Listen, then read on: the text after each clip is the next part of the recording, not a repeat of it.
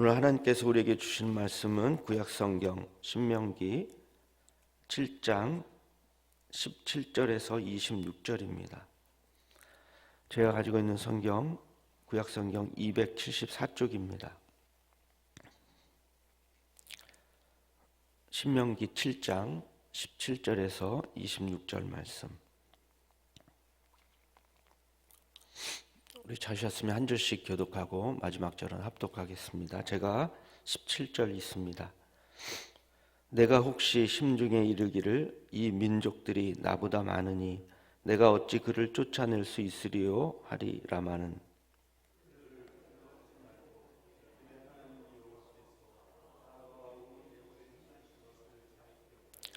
내 하나님 여호와께서 너를 인도하여 내실 때에 내가 본 큰 시험과 이적과 기사와 강한 손과 편팔을 기억하라. 내 하나님 여호와께서 내가 두려워하는 모든 민족에게 그와 같이 행하실 것이요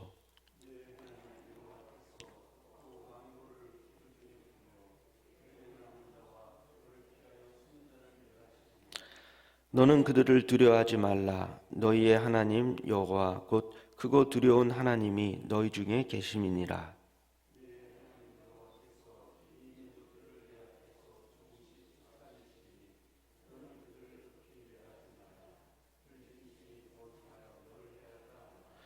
내 하나님 여호와께서 그들을 내게 넘기시고 그들을 크게 혼란하게 하여 마침내 진멸하시고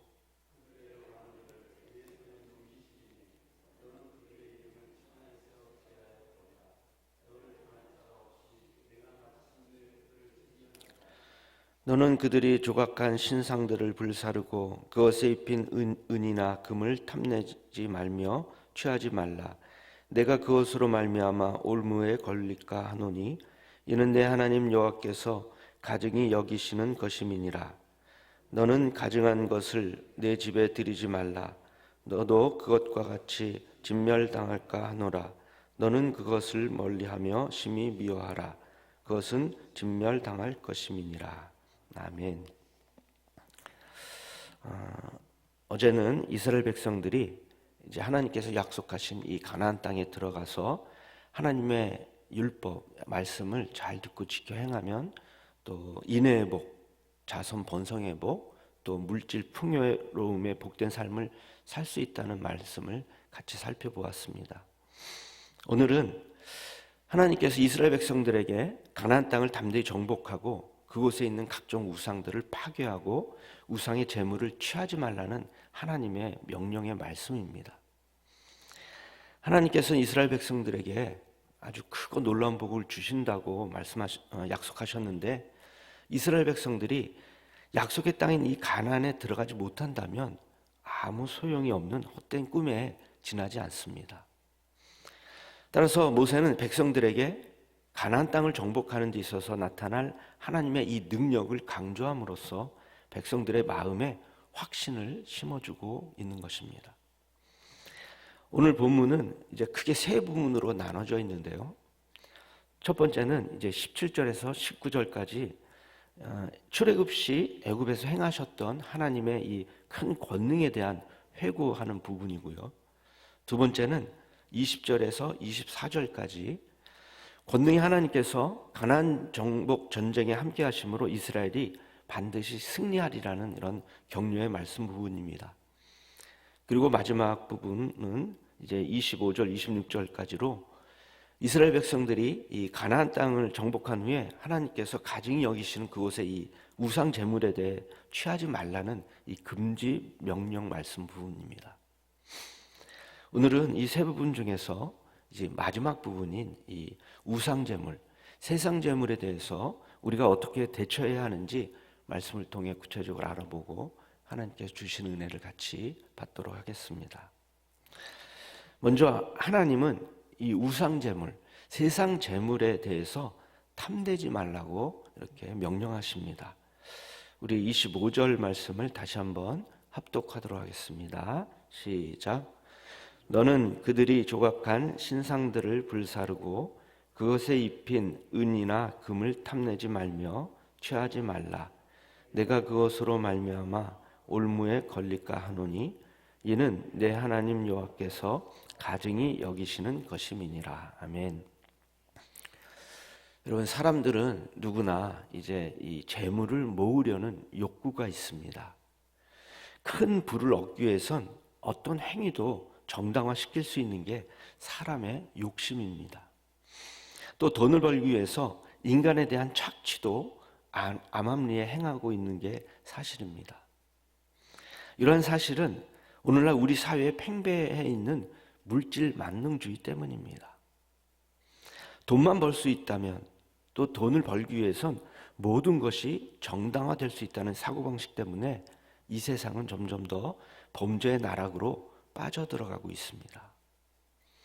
특히 이러한 사고방식은 하나님의 자녀인 우리 그리스도인들에게도 스며들고 있습니다. 여러분, 돈과 하나님의 이 복과 이 관계를 단순하게 연결시켜서 생각해서는 안 됩니다. 즉, 하나님을 믿으면 부유하게 된다는 이 기복주의 신앙은 엄연히 이 본문의 말씀과 전적으로 위배되는 것입니다. 하나님께서는 우리 성도들이 이 세상에서 누릴 경제적인 풍요함의 이 복도 주시지만 보다 더 폭넓고 온전한 복을 주시길 원하십니다. 이러한 복은 우리 성도들이 물질에 대한 이 집착이나 탐욕을 버려야만 얻을 수 있는 것입니다.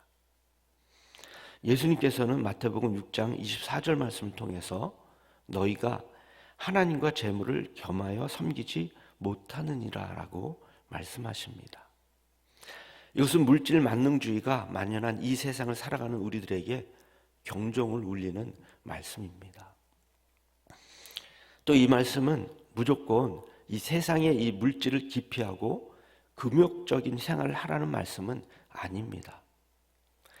세상 재물을 정당하게 또 정직하게 취득해서 하나님의 나라와 의를 위해서 합당하게 사용하라는 말씀입니다.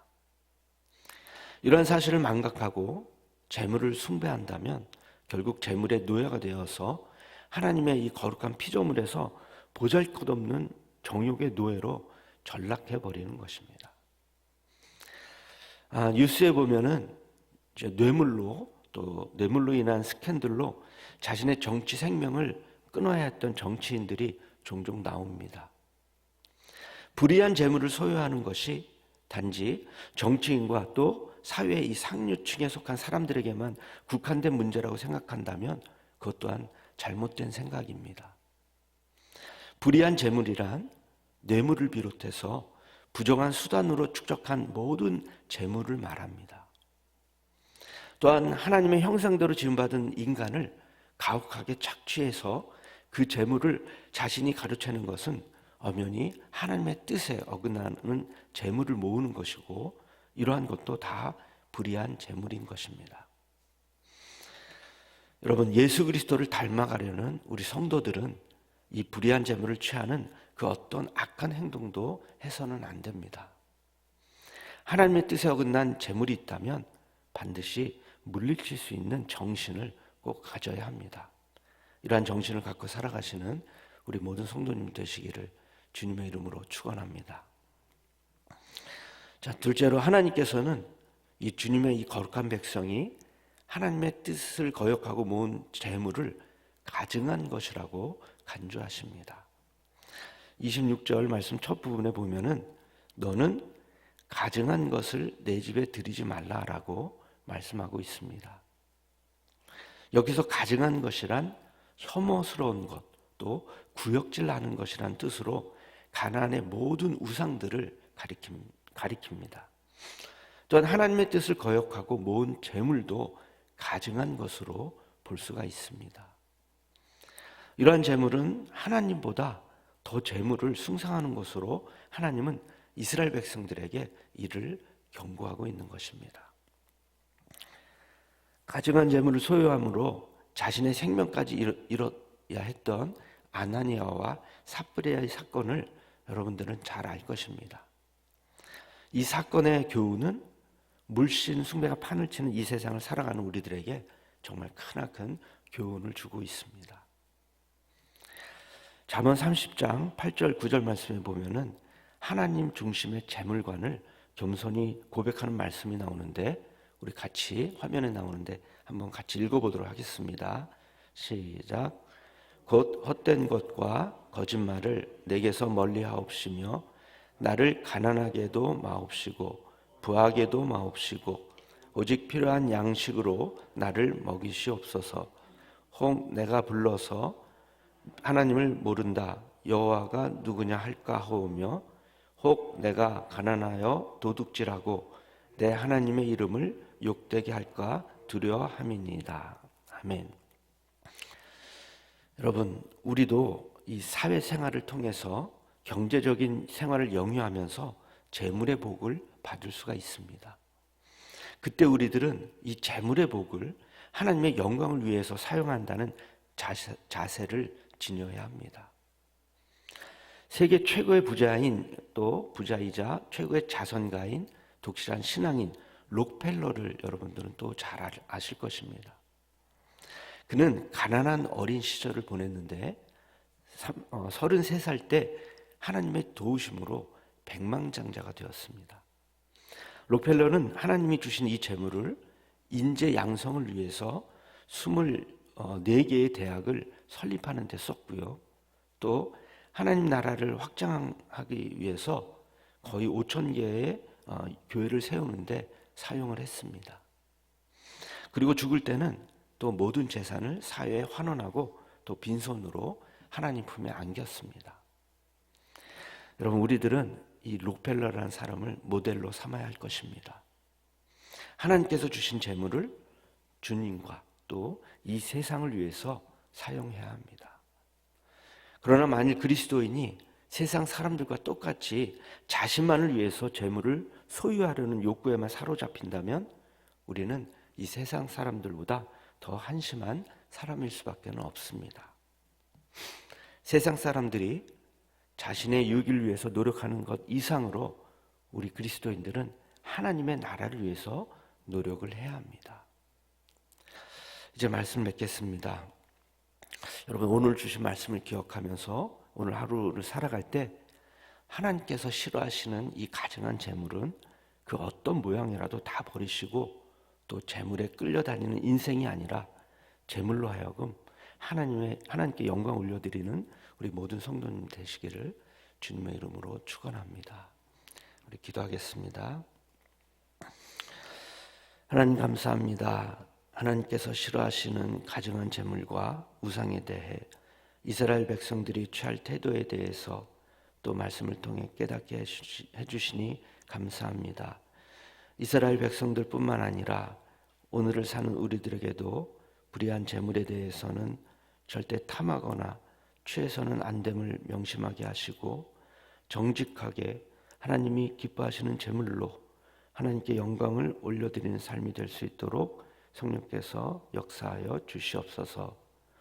오늘도 여러 가지 제목의 헌금을 드리는 손길이 있습니다. 하나님께 드리는 이 예물을 기뻐 흠양하여 주시고 기도하는 모든 제목들마다 하나님의 때에 하나님의 방법으로 더 좋은 곳으로 응답하여 주시옵소서. 감사를 드리며 이 모든 말씀 예수 그리스도의 이름으로 기도합니다. 아멘. 하늘에 계신 우리 아버지, 아버지의 이름을 거룩하게 하시며 아버지의 나라가 오게 하시며 아버지의 뜻이 하늘에서와 같이 땅에서도 이루어지게 하소서. 오늘 우리에게 일용할 양식을 주시고 우리가 우리에게 잘못한 사람을 용서하여 준 것 같이 우리 죄를 용서하여 주시고 우리를 시험에 빠지지 않게 하시고 악에서 구하소서. 나라와 권능과 영광이 영원히 아버지의 것입니다. 아멘. 오늘 수요일은 우리 통성으로 기도하기보다는 우리 침묵으로 기도하는 날입니다. 우리 침묵으로 기도하시다가 자유스럽게 집으로 돌아가시기 바랍니다.